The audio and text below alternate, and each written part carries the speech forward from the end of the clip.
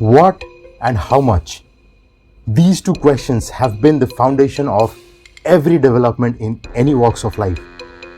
We ask these questions in all walks of our life. But did we ask them ever while managing our finances?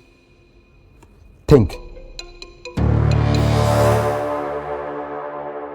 We all tend to have rules in our life to make it more disciplined. How much to eat, how much time you spend on social media. हमारा home screen चिल्ला रहा होता है क्योंकि इतने सारे apps होते हैं जो चिल्ला चिल्ला के बोलते हैं हमें खोलो देखो हम हैं. How many hours do you sleep? Such rules help us stay disciplined in our lives. So just like we have rules in all other areas of our life, following some specific rules about money will actually help us manage it better than anyone else. Come over.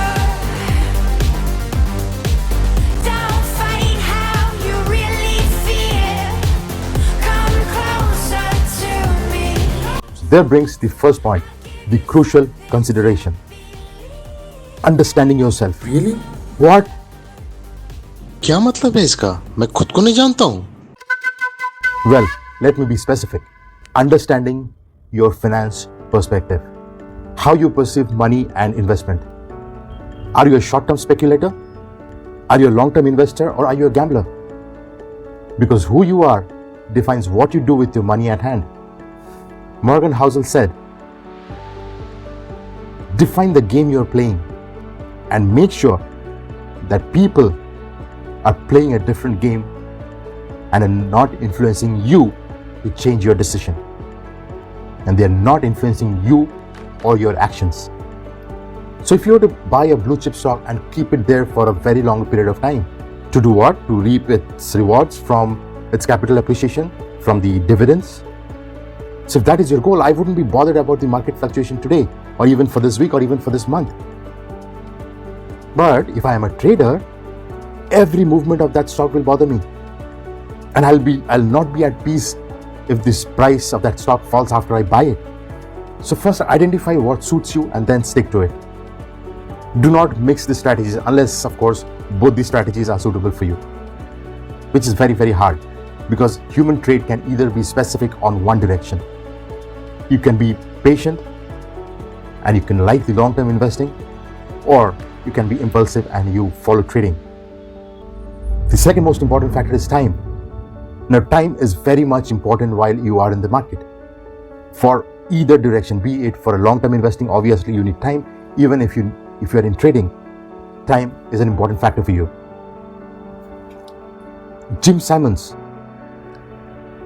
the head of hedge funds Renaissance Technologies, has compounded returns on the Medallion Fund at a rate of 66.1% annually. Not for 1 year, not for 2 years, not for 3 years, but for 30 long years at a stretch. Can you imagine where you would reach if you compound something like that? If you compound your fund like that for 30 stretch long years? But yeah, how many of us can generate that kind of returns? Not all. But the surprising magic is, it's not required. Do less, generate less, doesn't matter. Compare him with Warren Buffett's CAGR. Warren Buffett compounded his wealth by a staggering 20%. 20% CAGR versus 66% CAGR. That's almost 1/3, isn't it? But Buffett is still worth more than Jim Simons. But Buffett is 4 times wealthier than Jim. And know the difference is? The difference is the time of compounding. Simon started his investing journey very, very late. He had less than half as many years to compound than what Buffett did. Therefore, a very good investment does not have to be, necessarily giving you good returns, giving you pretty handsome returns for a very, very long period of time. So be you a fund manager or an investor or a trader, no matter how you pursue the market, no matter how you look at it, what eventually wins is time. The third most important factor here is your behavior in the market. Your behavior in the market becomes the deciding factor of what you do and how much you achieve. Investing is very easy if you can keep it very simple. Invest for long term, create a diversified portfolio, watch your costs, and let the compounding work its magic. It's as simple as that, but this becomes difficult when fear tempts us to sell our stocks, sell our holdings. Fear tempts us to sell them during market correction. Greed tempts us to buy them. Greed tempts us to buy them when there is a market rally. And this is what causes the major roadblocks to our goals. If you can manage these emotions and focus on your goals, you're all set to excel in investing. Number 4, risk and returns, they go hand in hand. We all know with high returns comes high risk. Investing in fixed deposits carry very minimum risk, as the post-tax returns barely beats the inflation. Now that is the point. Creating wealth requires beating inflation by a good, handsome amount. And that is what makes investing in riskier assets an essential factor in your investing journey. But too much of risk is also dangerous, isn't it? And so you should ask yourself how much of risk you can accommodate on your portfolio, how much of risk you can take on your portfolio. And based on that answer, you should design your investing strategy. As rightly said by Seth Kallman, most investors are primarily oriented towards returns and they pay a very little attention towards risk.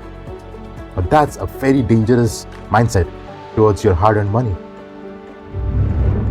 Number 5, budgeting. Well, budgeting sounds bad. It may have a notion that we are asking you to cut down your immediate enjoyments and allocate that fund into something else for your investing, to cut down your current pleasures for future comfort. Is this what budgeting is? Does it mean you live like a miser now? Is this what I'm trying to say? Well, if that's not, where do you draw the line? The answer lies in that one word, budget. All you need to ensure is that your income, your money cash flow into your pocket is more than the cash flow of money out of your pocket. Your income is more than your expenses. It's that easy, which means you can buy anything you want, go anywhere you want, visit any place you want, have anything you like, drive anything you want, do absolutely anything that your heart tells you to do, but do it all within your hard-earned money, within your earnings. That's the simple formula: to spend less than you make and save and invest for your future. That's it. A very, very simple formula. You cannot mess this up. It's all about redefining your necessities. It's all about securing your roti, kapra and makan forever with a certain level of security. That's it. That's it. So just like Thomas Jefferson says, never spend your money before you have it. So earn it, invest some, and then spend the rest that you have in hand. The most important point, finally, is never borrow. Never borrow money to invest in the market.